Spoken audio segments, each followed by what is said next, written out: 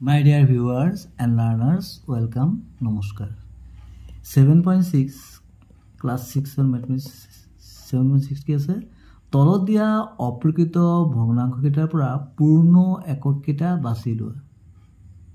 পূৰ্ণ একককেইটা বাছি ল'ব কৈছে এটা আমাক কি কৈছিলে অপ্ৰকৃত ভগ্নাংশকেইটা অপ্ৰকৃত ভগ্নাংশটো আমি জানো অপ্ৰকৃত ভগ্নাংশ যাৰ লবটো কি থাকে ডাঙৰ থাকে মানে ওপৰটো ডাঙৰ থাকে আৰু হৰটো সৰু থাকে নিউমেৰেটৰটো ডাঙৰ থাকিব কাটকে হৰতকে ডিনোমিনেটৰতকে যি ভগ্নাংশৰ লব হৰতকৈ ডাঙৰ সেইবোৰ ভগ্নাংশক অপ্ৰকৃত ভগ্নাংশ বুলি কোৱা হয় তেনেহলে আমি 10/3 কে কি কৈছে ইয়াত পূৰ্ণ সংখ্যা বুলি কৈছে পূৰ্ণ সংখ্যা কেইটা পূৰ্ণ সংখ্যা আছে ইয়াত 10/3 তা আমি এদৰে কৰিব 10/3 মানে কি 10/3 যে আমি একক ভগ্নাংশ দি আনে গাব 1/3 মানে 1/3 3 ভাগৰ একৰ কিমান গুণ এটো 10 গুণ তাৰ মানে 1/3 কেটা হ'ব 10টা তুমি 10টা লিখিছো এটা দুটা তিনটা চাৰিটা পাঁচটা ছটা সাতটা আঠটা নটা যোগ প্লাস প্লাস দি এটা যেহেতু আমাৰ হৰটো 3 আছে এখানে আমি কি কৰিম 3টা থেকে গুণত ভাগ কৰিম এই 3টা আকৌ 3টা এটা থাকি গল তাৰ মানে এইটো আমি 3টা গুণত ভাগ কৰিলো তো যেহেতু হৰটো 3 আছে 3 1/3 এটা এইটো গুণটো গল 3 * 1/3 এইটো গুণটো গল এটা আৰু এটা গুণ আছে না 3 * 1/3 এই গুণটো গল তে এটা 1/3 থাকি গল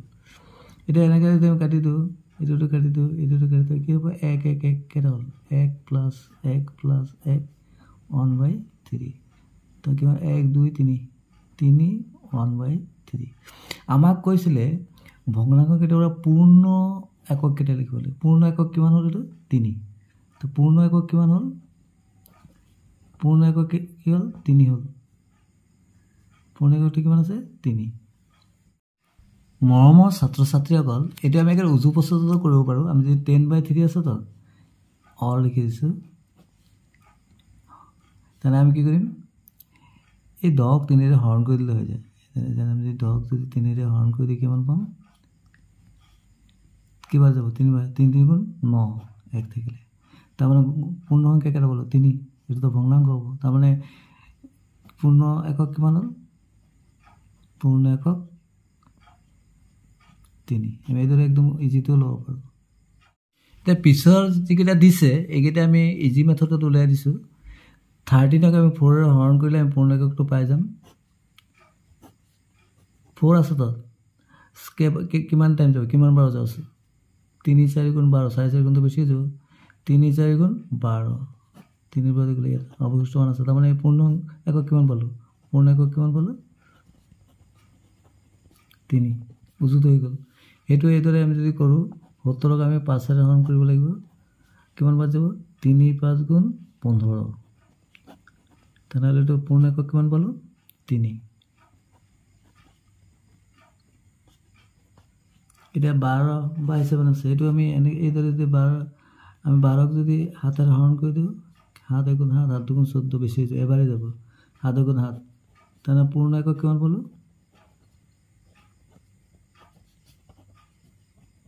1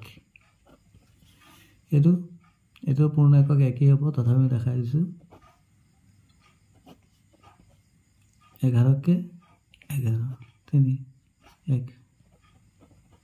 এটা আমি শর্টকাটতো কৰিব পাৰো বা প্ৰথমে দেখুৱা নিয়মটো কৰিব পাৰো দুই নম্বৰটো দিছে তলৰ ভগ্নাংশবোৰক মিশ্ৰ ভগ্নাংশৰূপে প্ৰকাশ কৰা এটা মিশ্ৰ ভগ্নাংশ মানে কি মিশ্ৰ ভগ্নাংশ কি থাকে যত মানে পূৰ্ণ একক থাকিব আৰু ভগ্নাংশ থাকিব অপ্ৰকৃত ভগ্নাংশ যিবিলাক অপ্ৰকৃত ভগ্নাংশ কিছুমান পূৰ্ণ একক আৰু একক ভগ্নাংশ দ্বাৰা গঠিত সেইবিলাকে কি বুলি কোৱা হয় মিশ্ৰ ভগ্নাংশ এৰ দিছে 11/5 তাৰ মানে এটো এটা অপ্ৰকৃত ভগ্নাংশ যেহেতু ইয়াৰ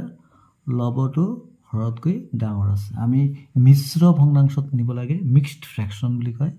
যাত পূৰ্ণ একক থাকিব আৰু ভগ্নাংশ থাকিব তো আমি এদৰে কৰিব পাৰো 11/5 ক এইটো মানে কি 1 বাই যে একক ভগ্নাংশ নিও 1/5 মানে 5 ভাগৰ 1 কিমান গুণ এইটো 11 গুণ তাৰমানে 1/5 আমি কেইবাৰ লিখিলো 11 বাৰ 1/5 প্লাস 1/5 এইদৰে আমি 11 বাৰ লিখি ল'ব লাগিব এটা যেহেতু হৰটো 5 আছে তেনে 5টা 5টাকে গোট কৰিব 1 2 3 4 5 এই 5টা এটা গোট কৰিলো 1 2 3 4 5 এই 5টা এটা গোট কৰিলো আৰু 1/5 এটা থাকি গল তাৰমানে এই 5টা গোটক 5টা একক গোটত কি হল 5 পূৰণ 1/5 যোগ এই 5টা গোটত কি হল 5 পূৰণ 1/5 এইটো থাকি গল তেনেহলে কি হ'ব 5 5 কাটি গল এই 5 5 কাটি গল 1 থাকিলে 1 যোগ 1 প্লাস 1/5 তাই 1 প্লাস 1 কিমান 2 2 প্লাস 1/5 তাৰমানে পূৰ্ণ একক 2 হল তেতিয়া লগ লগাই দিও 2 1/5 এইটো হৈ গল মিশ্ৰ ভগ্নাংক এটা আমি শৰ্টকাটতো কৰিব পাৰো আমি উজু নিয়মত কৰি চাম 11/5 আছে তো অৰ দি এইটো নিয়মত উজু আছে আমি কি হৰণ কৰি দিম 5 গুণ 5 দুগুণ 10 এক থাকিলে যেটো অবশিষ্ট থাকি যাব না হেতু কি হ'ব লব হয় আর ভাজক যেটো হৰণ কৰো এটো কি হ'ব হৰ হয় তাৰমানে 2 সমস্ত 5 ভাগৰ 1 ভাগ এটো হল মিশ্ৰ ভগ্নাংশ এটো ইজি প্ৰসেস বাকিবোৰ আমি ইজি প্ৰসেস কৰি দিম যেনেকৈ 19/7 আছে তো আমি কি কৰিম 7 দি 19 হৰণ কৰি দিম 7 দুগুণ 14 9 পৰা যাই গলে 5 যেটো অবশিষ্ট এটো যায়গে লব হৈ যায় আৰু ভাজকটো যেৰে হৰণ কৰি দল হৰ তাৰমানে মিশ্ৰ ভগ্নাংশটো কিমান হল 2 সমস্ত 7 ভাগৰ 5 পূৰ্ণাংক 2 আৰু ভগ্নাংক এটুক আমি কিদৰে কৰিম এদৰে কৰি দিছো 46 ক আমি 11 ডিভাইড কিমান বাৰ যাব 4 11 44 4 বজাই গলে 2 তাৰমানে মিশ্ৰ ভগ্নাংশটো কিমান হল মিশ্ৰ ভগ্নাংশ 4 সমস্ত তো পূৰ্ণাংক 4 ওলালে আৰু যেটো ভাগে কলাই হেতু হয় লব আৰ যেটো জিৰে হৰণ কৰো এটো হয় মানে ভাজকটো কি হয় হৰ 4 সমস্ত 11/2 ঠিক হেদৰে আমি এটো একই নিয়মতে কৰি দিও তোমালোকে বিচাৰিলে প্ৰথম নিয়মটো কৰিব পাৰিবা যেটো নিয়ম ভাল লাগে এটো আমি কি কৰিম 14 ক আমি 13 জন গলে এবাৰে যায় 13 1 তেনেহলে মিশ্ৰ ভগ্নাংশটো কি হ'ব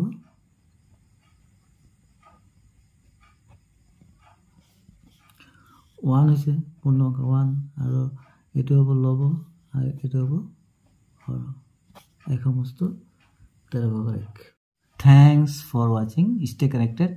ইয়াৰ পৰৱৰ্তী ভিডিও 7.7 ৰ পৰা বুজাবলৈ যত্ন কৰা হ'ব থ্যাংক ইউ সো মাচ